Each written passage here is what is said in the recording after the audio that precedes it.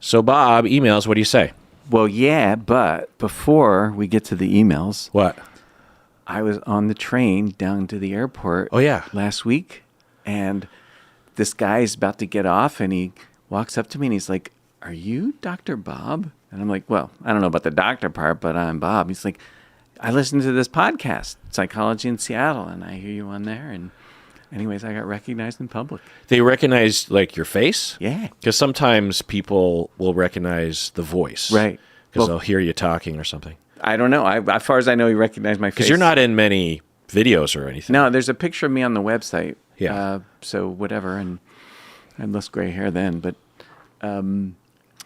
yeah, I don't know how he recognized me. Maybe he overheard me talking to Colleen or whatever. But how'd it feel? It was fun. Yeah. It was trippy. Yeah. Yeah, it was cool. Yeah. Does that happen? It happens to you. I'm sure that happens to you. It doesn't happen very often. Yeah. Well, Yeah. it's like. But I like it. I like it when it it's happens. fun. Yeah. Yeah. People are always really nice. Yeah. And Yes. respectful and stuff. Yeah. Right. Yeah. I find that they often feel like they're interfering, but it doesn't happen very often. So, if I was like an A-list celebrity or something and it was happening all the time, I guess it would get a little bothersome. Yeah. Maybe, I don't know. But yeah, it happens so infrequently. And the way that people interact is pretty limited. It's not like they just sit down and say, "Hey, let's talk." Yeah. They will often say almost nothing. Yeah. And I'm the one that's asking them questions, because I'm curious as to what they like about the podcast or how long they've been listening or what sort of stuff they watch or whatever. So, but yeah, that's cool. Yeah, it was fun. All right, this email is from annual middle tier anonymous patron. She says, "I have a question for Bob. Okie doke. First, I want to say how much I appreciate your story and your commitment to growing and healing. It can be so easy to settle into good enough and give up on creating something better. And I have often looked to you as a role model, as someone who never gets lazy about emotional growth." Would you say that's true about you, Bob? Not never, but yeah, by and large. Yeah. You face the shit, and you have a therapist that really makes you face the shit, and you voluntarily hired him because of that and have been seeing him for years. Yeah. It'd be easier to not. It would. I think about it all the time, too. Yeah. Which leads to my question, she says. I discovered Stan Tatkin last year. Ah. His books and description of avoidant attachment was so on the nose for me that it really helped me understand attachment theory in a personal way. My question for you, since you are familiar with his work, chiming in here, are you familiar with his work? Yeah, I'm going to Los Angeles on Friday to go to a conference he's giving. He's my current professional crush. Yeah, I've taken lots of training from him. Yeah, good guy. Yeah. So my understanding is that he is an expert on attachment theory and neurology. That is part of his thing. Yeah. Brain. That guy can talk about the brain. Holy cow. Yeah, and about relationships and about how the brain works in attachment and distress management and fear and all. Okay. Also, big time object relations guy. Interesting. Yeah, he is a very interesting cat. Going on, what do you do if you have a strong internal resistance to creating the secure, functioning relationship that he describes? And she goes on here. So it sounds like she is absorbing what Stan Tatkin is saying, and she's saying, I don't know if I get it, but I don't know if I want to do it. Right. So she goes on, I read his description of things to do to create a secure relationship, and it does not sound like something I want for my life. I suppose that is what it means to be avoidant, though. If I follow his advice, my physiology does not allow me to benefit from his tactics. I don't relax with hugs. I find the majority of prolonged physical contact quite distressing. So just chiming in. It sounds like what she's saying is that Stan Tatkin will recommend as a part of the overall need physiologically and psychologically for us to have physical contact, warmth. And she's saying, I don't like hugs. Mm-hmm. I don't like prolonged physical contact. I can never calmly gaze into someone else's eyes because it provokes anxiety in me. The concept of play in the bedroom and out is anathema to me. I do have a partner of more than a decade, but discounting the first infatuation phase, I would say that our relationship is practical and functional, and I would not call it intimate or passionate. What are some tactics to begin a journey of change that you think you should do logically, even if emotionally and physically the results initially seem unattractive? End of email. So basically she's saying, even though I really don't want to do these things, and I'm not even sure if I would, it kind of sounds like she's not entirely convinced it would help to push past it or something. Yeah. But she's so convinced by Stan Tatkin that she's like, but it sounds like I'm supposed to do that. I don't know. She's ambivalent about it. What advice would you have for that?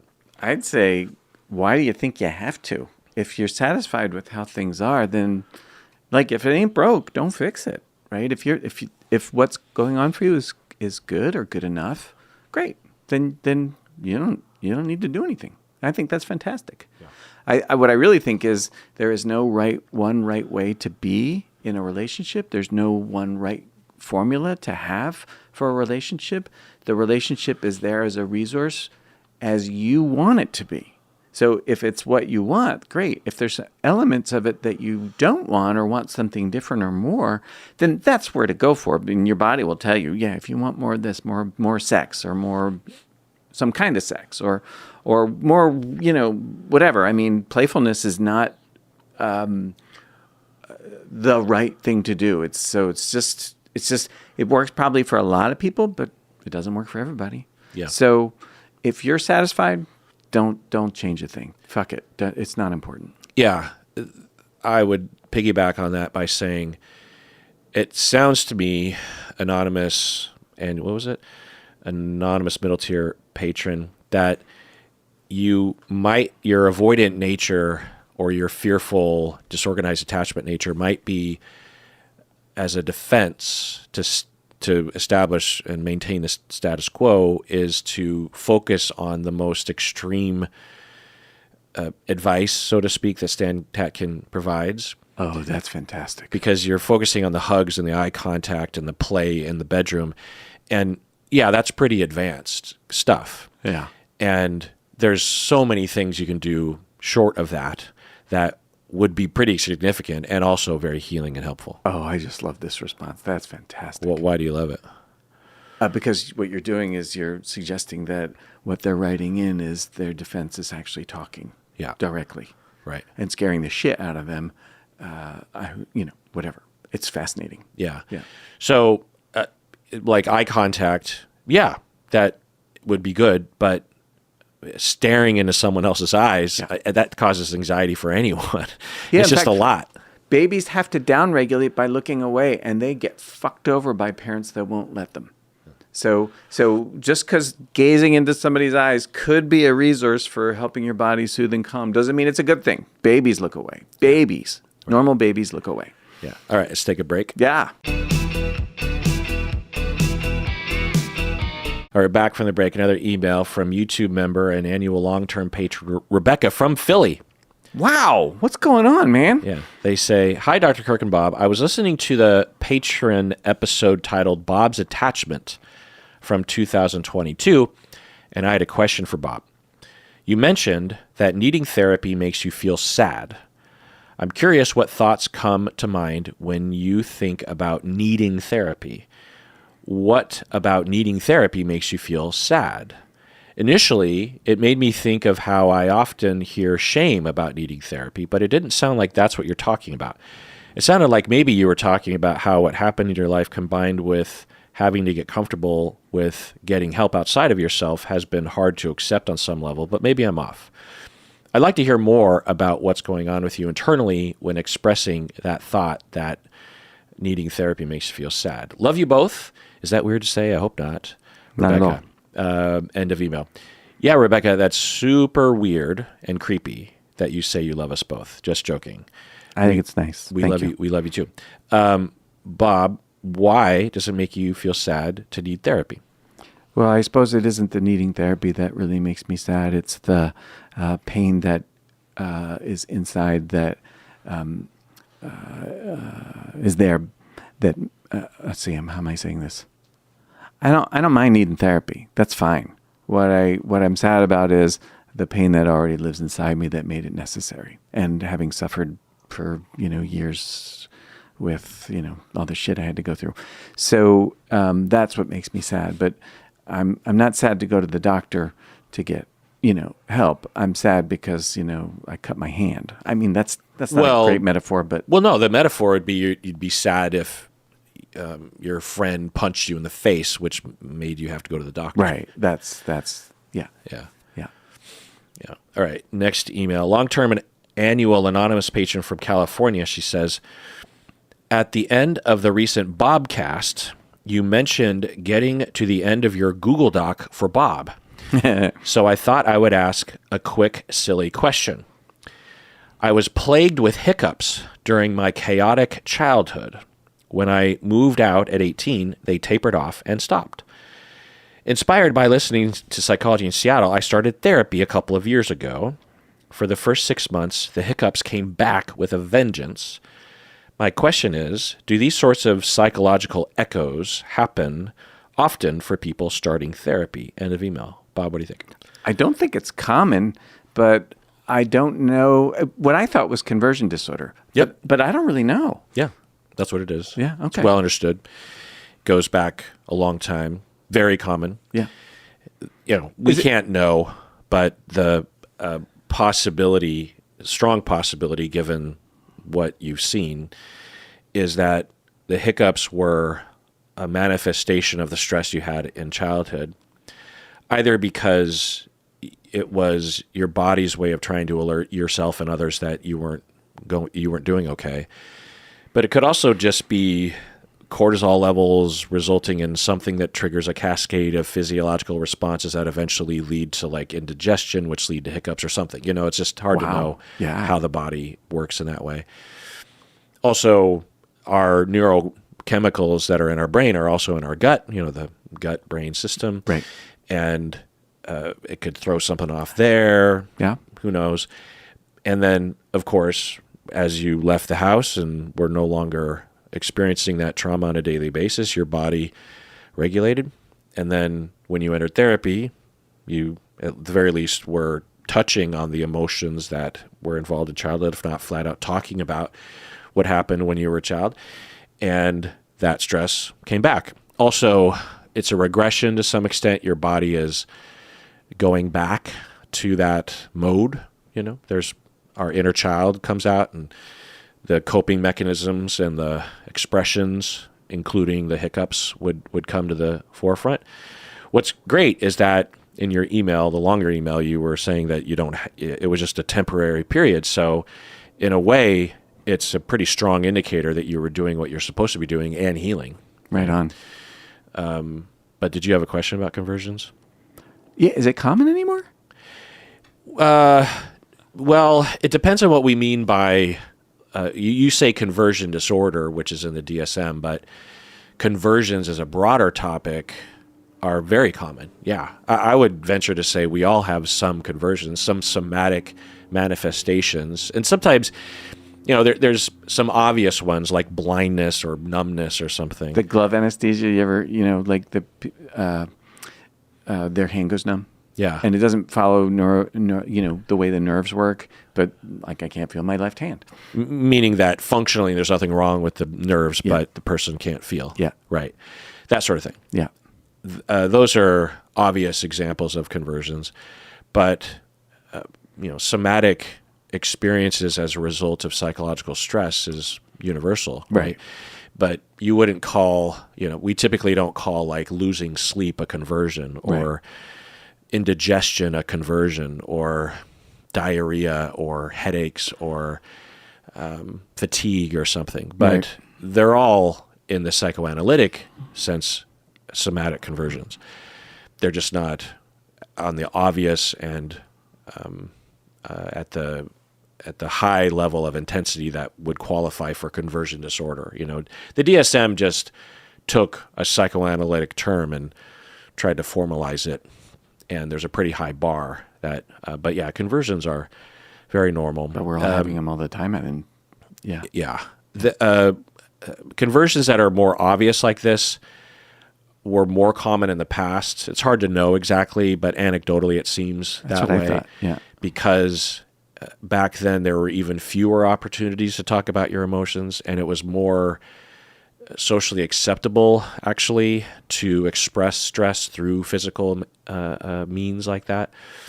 In fact, around the world, when you look at other cultures, every culture has a different sense of what's allowed emotionally. Yeah. And you will see that correlation with, less ability to express emotionally. You'll see more, at least anecdotes of conversions, more clear manifestations of converting one's psychological stress into a somatic, real experience. That's the thing. It's not all in their head. Yeah, so to speak. no. It's and they're not making it up. They No. literally are blind. They literally are Yeah. paralyzed. So, there's that. All right, let's take a break. We get back, more emails. Yep. All right, we're back from the break. Next email is about childhood sexual exploration versus childhood abuse. Anonymous listener, she says, in your first pedophile episode with Jay, just chiming in, did you listen to that episode? No. It was an episode a couple years ago. I interviewed someone who used the pseudonym of Jay, and he talked about his own pedophilia and his urges and his tremendous amount of trauma that he'd been through as a child and as an adult. And there was a story he told about having been attracted to his niece and how, I don't know if he would use this term, but he basically was grooming her, but resisting actually sexually assaulting her, but was having a lot of romantic-esque sort of attraction to her and spending a lot of time with her, giving a lot of attention. And then it was scaring him, so he actually told his brother, the father of the girl, that he was a pedophile and that his feelings towards his little daughter was a concern. The brother was sympathetic but protective of his daughter, obviously, but the wife, the mom, was not sympathetic and cut off, at least when we were talking. So, that was just one story, but Yeah. But also the amount of trauma he's been through. Like his dad killed himself and was talking with the son like right up until the moment or something like that. And then he went to church to try to find a community and heal. And he befriended a couple at the church who kind of took him in. And then the wife sexually assaulted him. And then he ran away from that. And so it was just a really interesting interview. And it was, one of the many interviews that I do. But for whatever reason, it became, I think it's our most popular YouTube video we've ever made. Wow. And we've made like 5,000 videos or something. Damn. So it's been kind of an interesting thing. And so that's prompted a lot of other pedophiles to email me saying that they would like to come on the podcast. And I've interviewed a few of them as well, from different, coming at it from different angles. But anyway, so anonymous listener says, in your first pedophile episode with Jay, he mentioned he experienced sexual activity with a slightly older girl and it was labeled abusive. Okay, just chiming in. I don't remember that. So it sounds like he's saying, oh yeah. Actually, I do remember that when he was in grade school, there was a slightly older girl that he had this really intense, close sexual attachment relationship with. And the thought is maybe that kind of imprinted on him or something somehow. Anyway, but according to the anonymous listener, it was labeled as abusive by Jay. While I don't disagree with that term, I'm curious about the differences between child-on-child abuse and child exploration, if there is one. I very briefly experienced something similar with my male cousin as a child, and while I don't feel especially traumatized by that, I'm now a parental figure to a 9-year-old girl, and I wanted to know what's considered normal expressions of sexuality and what's considered abusive. Thank you. End of email. Bob, what do you think? Well, I'm wondering about what do you mean normal expressions of sexuality toward a 9-year-old? Like, what are they asking? Do you know? Yeah, that's essentially. Oh. Don't express sexual interest in a 9-year-old. I think, right? No. No? Okay. Childhood sexual exploration is a thing. Oh, yeah. I thought they were talking about they're attracted to a 9-year-old niece. Is that what they're saying? No. Oh, God, did I mishear it? God, let's reread this. I very briefly experienced something similar with my male cousin as a child, meaning similar of age. Yeah, yeah. And while I don't feel especially traumatized by that, I'm now a parental figure to a 9-year-old girl, and I wanted to know what's considered normal expressions of sexuality for 9-year-olds with Oh, I'm so sorry. I totally misheard this. Okay. Yeah. Well, I'm reminded of Amanda Franklin, that class we took. I don't even remember what it was. Was it child development or child whatever? Anyways, what she said was, let's see if I can remember. There is a amount of exploration between kids that's totally normal and innocent, and usually they're kind of giggly and nervous about it, and it doesn't have any kind of negative impact. It's just like kind of like that's the way the species is. So I suppose you would consider it trauma if there was a traumatic or post-traumatic effect, and if there's not, then it isn't. Right. And I know that they have these standards around, the age difference between, the two kids that whatever. And so I think at least when I remember is 5 years is what they consider, like maybe it's more than just kids playing, and maybe it's a kind of exploitation or what, or I don't know. And I don't even know about that. I mean, it's just sort of arbitrary. I guess you got to put a number somewhere. But I guess as the age difference between two kids that are exploring, as that age difference grows, maybe the likelihood that it would be coercive or sexually abusive or some kind of power dynamic also grows. Yeah. So, yeah, the 5-year thing, I think, is when we're talking about an adult with a minor. Okay. And even then, I'm not sure about that. And there's different statutes in every state, right? And I don't know the statutes regarding children. But even then, it's whenever the law tries to formalize these things, it's a little silly. Yeah.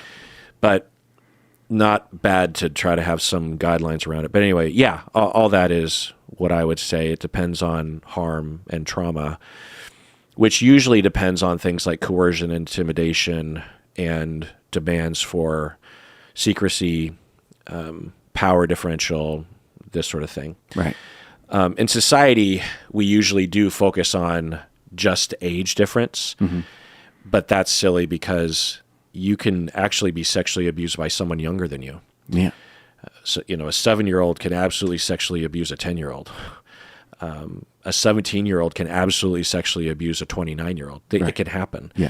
It's not common for that to happen, given the age difference, but it has happened. Those things have happened, and just looking at age is this really stupid way that society today, at least on Twitter and stuff, will just look at age like if you have a 22-year-old that's dating an 18-year-old, they'll be like pedophile.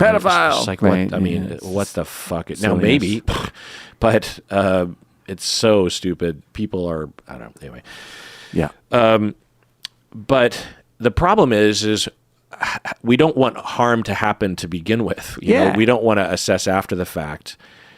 Is there harm? And then say, oh, well, that was not age-appropriate sexual exploration. That was traumatizing.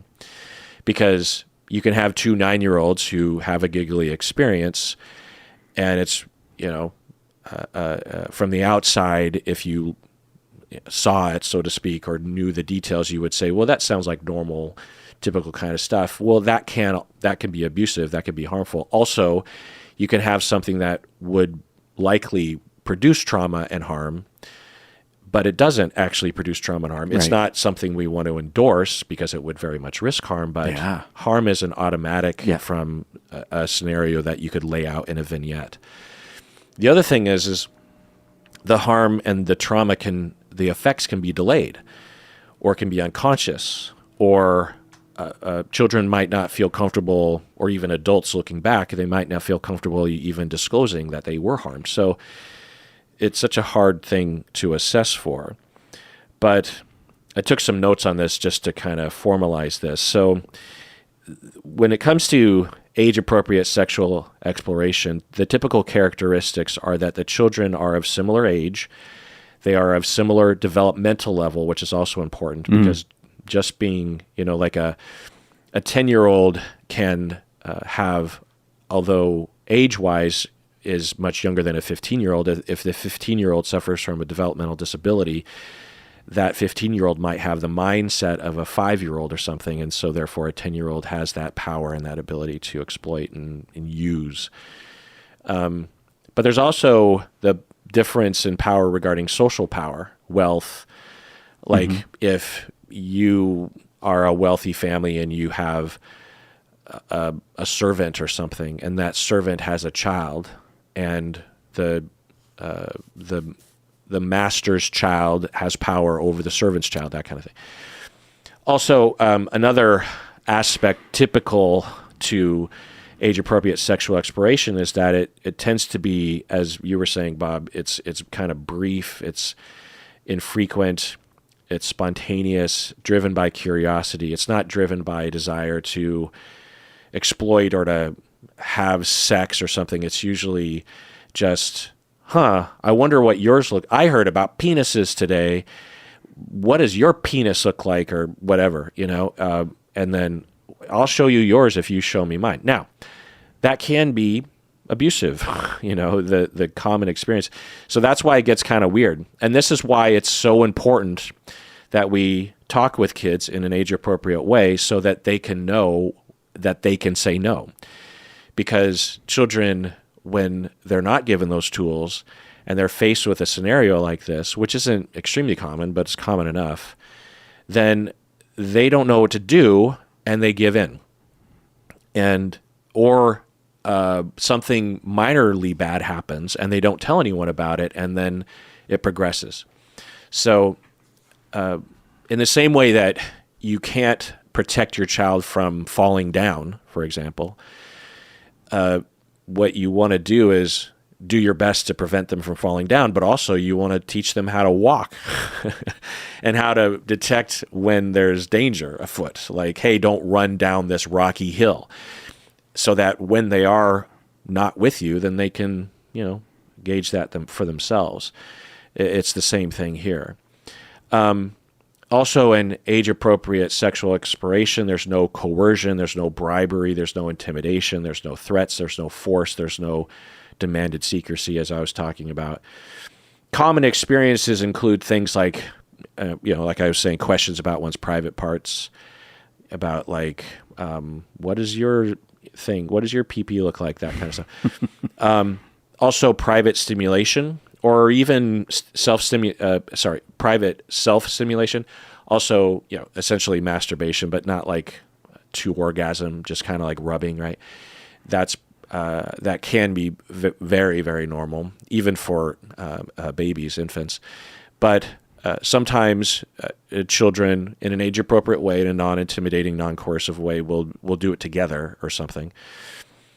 Stimulation of each other, that's not typical. It's not automatically a problem, but that's a pretty big red flag.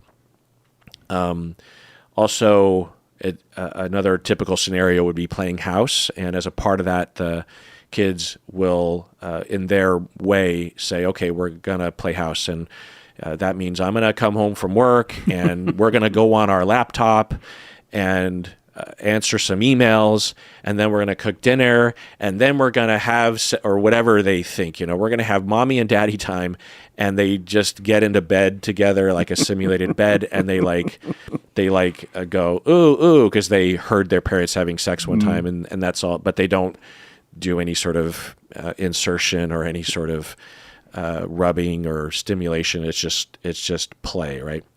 Sometimes that can manifest as like, get on top of me and move because I heard that that's what is done or something. It can get a little interesting. And Again, still age appropriate. Now, that isn't to say that that can't be harmful. It absolutely can. That sort of playing house can.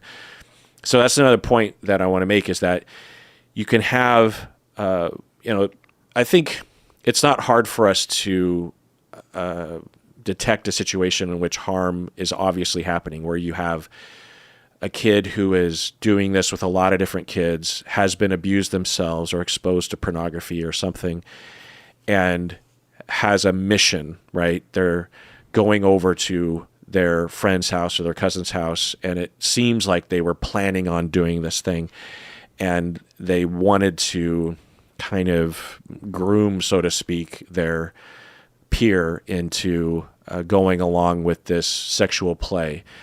And the sexual play is pretty advanced, and the other kid is not really wanting to do it, but kind of feels pushed into it. It involves kind of an elaborate attempt to keep it secret behind closed doors and that kind of thing. That's pretty easy to detect as like, oh, that's probably going to be harmful to the child. Because, the key here is that trauma isn't just an action, it's the way it's felt. And the way that it feels when you're the victim of that is, I'm being used as a sack of meat. I'm being pushed around. I'm being scared into doing something. I'm being pressured. I'm being bulldozed. And now my body is someone else's. And that is extremely traumatizing. It's very unsafe to feel that way, and it translates to the outside world after that event, where you generally feel unsafe. You generally feel like your body isn't yours. You generally don't trust other people to not have that intent, right? To not have that wish to do that to you, regardless of your feelings about it. That's very unnerving. And so that's the trauma. So we've all heard that, but when something is more subtle, like you have, say, two kids who both come to the table and say, let's play house again. And I heard that mommy and daddy have sex sometimes. So you get on top of me and you're supposed to make noises or I don't know. And that happens. And the person who actually initiated the play actually has trauma afterwards. That can happen because it can become kind of weird for them, and it could feel unnerving or it went too far. Like, say you have two 9-year-olds or something, and one person is like, say you have a girl who hangs out with her boy cousin and is just like, and the girl is the one, I want to play house. And the girl says, okay, we're going to cook dinner. And then, okay, cousin of mine, I want you to get on top of me and I want you to bounce up and down. And, it only lasts for like a few seconds. But during that time, and then he doesn't even want to do it. He's just sort of like, that's what I'm being told, and I want to play with my cousin. So he does it, then it ends, and they move on with their day. But the one who initiated it, could be harmed by that, because maybe he got a little aroused. Maybe she got a little aroused. Maybe it felt unsafe because he was on top of her and he's bigger than her or something. And it felt kind of scary, even though she was the one that initiated it. So that's why it gets kind of weird. And this is why we want to talk with kids. And we can't avoid kids going through bad experiences at all times unless we lock them in a cage. Which is a bad experience itself. Right. Yeah. So the problem is that when you talk about this in society, especially when we think about actually communicating to kids, everyone gets, or most people get up in arms about it and freak the fuck out and think that to talk about such a thing would be revealing that you're some sort of perv, right? Which is just a huge problem and perpetuates all of the secrecy and harm that continues to happen for children. It's a huge problem. Parents are better on average today than they were 30 years ago, but not by much. And schools are a little bit better today than they were 30 years ago, but not by much. And so I understand the question, but that's my answer to that question. Let's do one more email after a short little break. What do you say? Right on. All right, we're back from the break. I want to do a little OPP call out to some patrons. What do you say to that? I say R. Let's do R. Oh, you want to do R? Okay. I'm typing in R, and I'm just going to go regardless of length.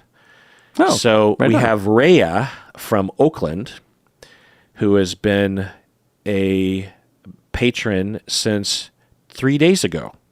Welcome, Rhea. Thank you, Rhea. And then we have Laura Rose from Floyd's Knobs, Indiana. Is it the knobs with the K? Yeah. Huh. Floyd's Knobs. Floyd's Knobs. No apostrophe. Floyd's Knobs. Oh, is it all one word? No. Oh, 2 words. Floyd's Knobs. Huh. That- She became a patron 5 days ago. Oh. And then we got, I'm only reading the people that give their address. So we have Robin from Akron, Ohio, who became a patron a week ago. Wow. And we have Ryan from Sacramento, California, who became a patron about a month ago. So thank you so much. We also have another Ryan from Montreal. We had 2 Ryans who became a patron within 1 day of each other. That's trippy. That's weird. Isn't that weird? Are there any other examples of something like that happening? Give me a name, like a first name, because it's kind of funny sometimes to think like. So give me a first name. Loretta. Loretta. How do you spell that? What'd you say? 2 T's. 2 T's. Yeah. No Lorettas. If I'm spelling it right. All right. Sydney with a Y. No, Sydney. Yeah, with a Y. S-Y. Right. That's how you say it. Sydney.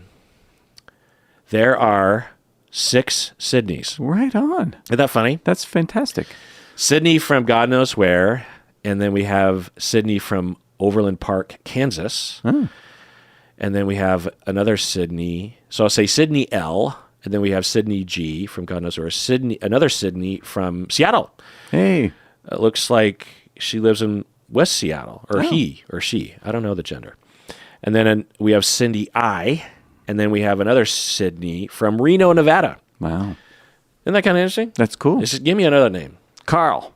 Carl. There's not a lot of Carls in the world anymore. Ah, well. Oh, we got some Carls. Did you do C or K? C. Yeah. We got Carl from Rochester, New York. We have Carl from Sweden. Seems like a Swedish name. Carl, right? Yeah. Those are the only 2 Carls, but we have a lot of Carlies. Carl. Oh, here's another Carl from. Did I say Rochester? I don't remember. Yeah, I already said Rochester. Wait. There are 2 Carls from Rochester. Whoa. Wait. Carl C, you have 2 accounts. I think you have, which means you're being charged twice. Carl C, way to go. Yeah, because same address. So you might want to cancel one of your accounts because you've signed up twice within a couple of days of each other. I know that happens sometimes when people. So you got to log in with the same email anyway. Or sign up a third time. Why not? Yeah. There's a Carly from God knows where. Another Carly D from God knows. Carly G from God knows where. Carly nothing from God knows where. Carlene from God knows where. A David Carlisle from Europe somewhere or England or Britain. We have a Laura Carlisle from God knows where. We have a Carly from Germany. We have a Caitlin Carlton from Shoreline, Washington. Wow. We have a Carly B from God knows where, and we have a Philippe Carl from Montreal. Sounds sort of Frenchy, right? So that's a lot of Carl-based names. Carl, who knew? All right. This email will probably take too much time. Okay. This email I will do instead. And I am copying and pasting to keep it organized. Long-term annual patron, she says, "Hi, Dr. Kirk and Bob. I'm a new therapist. I graduated last year, and I see congratulations. Yes, absolutely, congratulations. And I see clients with a variety of issues, but see many individuals looking to work through relationship issues. Oftentimes, their partners, so it sounds like individual therapy. Yeah. Oftentimes, their partners either are unwilling to do couple therapy or have been a silent participant in couple therapy. So my clients come to me hoping to learn strategies to fix their relationships. Just chiming in. Yeah, there's a very common presenting problem in therapy and a worthy one, right? Wouldn't you say? Yeah, completely agree. Going on. A majority of the time, my clients are women in heterosexual relationships, mostly leaning on the anxious side, where their male partners sound to be mostly on the avoidance side of the attachment spectrum. My question is, how have you both supported clients who are pretty clearly in relationships that are not serving them and the relationship is dragging them down? I'm finding it hard at times to hear about a client's partner saying really hurtful and abusive things to them or leaving for the night without any notice, not supporting them even in times of need like after surgery or childbirth. And I'm sometimes tempted to say, leave this man, you deserve so much better. Sometimes leaving feels impossible for them, especially when children are in the picture. Any advice is appreciated. Love you both and love the podcast. Keep doing what you're doing. End of email. Just a little asterisk here when she says, keep doing what you're doing. I take that to heart because when I write into podcasts, I often will have that kind of message because I find that a lot of content providers, because of the criticism, will feel bad about the sort of content that they provide in some way because it rubs someone wrong. And I'm often thinking, okay, it rubbed that person wrong, but please do not change your format or your vibe or your content because that's what I love. Please don't get off track. So I don't know exactly what long-term anonymous patron was getting at, but maybe that's what she's getting at. And that's a good reminder. But Bob, the question is, how have you both supported clients who are pretty clearly in relationships that are not serving them and the relationship is dragging them down? Yeah. Okay. Well, golly, I'm flooded with, I read this email last night and I'm still flooded with responses, thoughts that are not so well organized just yet. Okay. So first off, it's nobody's business to say you should or shouldn't be in a relationship. So try to put that out of your mind. You don't know if that's true. And people are very quick to make that kind of judgment and we're all full of shit when we do. So don't do it. If you're having that kind of thought and it's distracting you from being a good therapist, then talk about it with your supervisor or your own therapist or a colleague or whatever to try to keep it from getting in the way. Yeah, and along those lines, you need to frame this as countertransference. Yeah. It's not a clinical conclusion that your client should leave their partner. Right. That's countertransference. Yeah. So there's that. So you can keep labeling the behavior. Like if you believe it's abusive, then say so. Yep, I think that's abuse. Yep, I think that's abuse. Yep, I think it's reasonable for you to want, your partner to give you notice before they disappear for a night. Yeah, that makes sense to me. I could see why that would. And then it's like, well, how do you feel about that?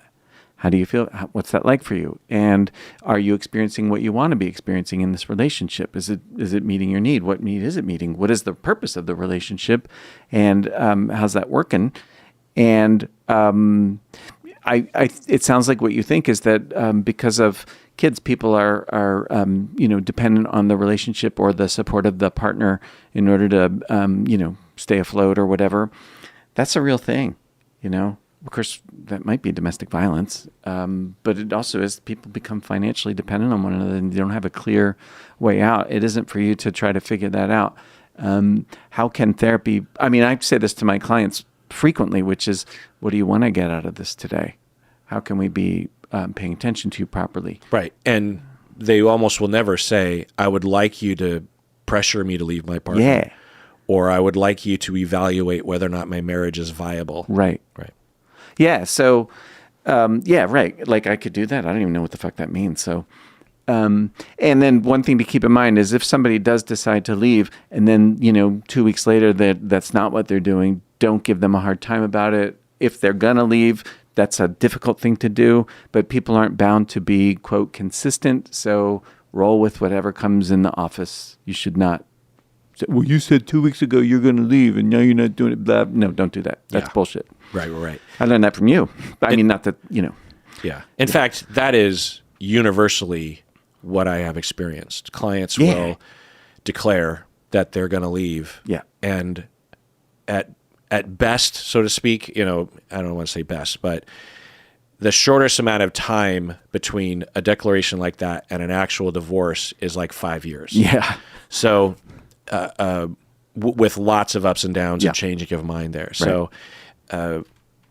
whenever I hear that, I think there's a 50% chance that this marriage will be over in 3 years, and there's a 50% chance that the marriage will never end. Right. Even though they are 100% sure they want to leave their partner right now. Right. So, yeah, well said. The only thing I'll add is that that we as therapists are getting one side of the story. Yep. And so as a couple therapist, you and me, Bob, we'll hear, the couple will sit down on the couch and you'll hear one side of the story. One person's like, let me tell you what happened last night, what he did or whatever. And you hear that story and you just think, my God, what an asshole. And then he tells his side of the story and you're like, whoa, sounds like both are assholes or neither are assholes or triggery or something. And the stories will be completely different. They will have a completely different narrative. So outside of abuse, which is a different story, what is likely happening is you are getting the anxious attachment version of the story and you're not hearing anything. So you have to envision, not to protect these husbands that aren't in the room, but to have an accurate picture of what actually happened. If you're going to help your clients who are sitting in front of you, you have to intuit somehow what your client is doing wrong. The triggering they're doing to their partner, the misperceptions. If they're of anxious attachment, they are irrational at times. They are distorting at times. And they are going to tell a story that is, newsflash, not going to be accurate. So you can't just take what they're saying as like an objective scientific fact, right? The other thing that I'll say is that even in couple therapy, it is a minefield for ourselves as therapists when we hear stories like this, because we care about our clients and we've been through shit like this ourselves. So it's hard, and I get it. You're saying, you're asking a very good question, which is, how do you deal with that emotionally? It's like I care about this client and I'm hearing week after week of this mistreatment. And even if half of it is true or even a quarter of it is true, I just don't know what to do. I just feel so bad. Like, I don't understand why she doesn't leave him. It's just, at the very least, it's getting kind of boring to hear week in and week out. I'm just like, why are you dealing with this? And that's normal and that's hard.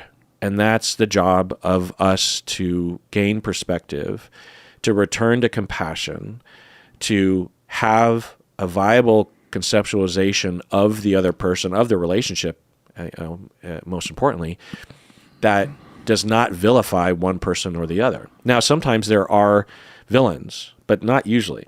So, it is hard. But the most important thing I would say is you are experiencing a very common thing, but what you're experiencing is a lack of compassion towards the partners that you're not talking to. That's not going to help, and it's a pitfall of many therapists that don't know what the fuck they're doing. True. And they will take their client's story, hook, line, and sinker, and the whole session will just be about, motivating the client to leave their partner. And even if that works, the problems that the client had before they walked into your office are perpetuated, maybe even made more concrete. And their next relationship will be even worse. Either they picked the wrong person or the same dynamic will occur or who knows. But you're doing no good now, there are exceptions when you actually have an abused partner who's been gaslit and been pushed into learned helplessness or whatever. And Your job is to build them up. Your job isn't to get them to leave, and your job certainly isn't to be frustrated with a client that doesn't leave, but your job is to help them identify that they are being abused and they deserve to not be abused. But your job is not to say you deserve to not be with that person, because that's a decision that they have to make. What you can absolutely say without giving an account of transference is your client deserves to not be harmed. That's all that you can say. You can't say my client deserves not to be married to that person, because that's a higher level specific decision that only clients make. But it's a human right that people deserve to not be harmed. And that can actually happen while staying married. I've worked with that. Now, I'll tell you, when I have clients like this, absolutely, there's a part of me that is like, please divorce this person. For your sake. And also, I hate this guy, and I want him to get his just dessert, which is to have you say, take this marriage and shove it up your ass. and please. But, and I felt that feeling, but, I also tell myself that's not my job, and I have to process those feelings in another format, because no client wants their therapist to have that point of view. If that's all that they wanted, they would talk to their friends, because that's what their friends and family will say universally. What they want from us is a place for them to explore and to get to know and to feel safe, to not leave their partner. That's what they're looking for us, looking to us for. They're looking to us for a safe, non-judgmental, balanced listener who isn't going to jump to conclusions and might even hold the client accountable for what they're doing to contribute. My therapist does that. Damn right, and so he should. Yeah. Well, that does it for that episode of Psychology Seattle. Everyone out there, please take care of yourself, because you deserve it.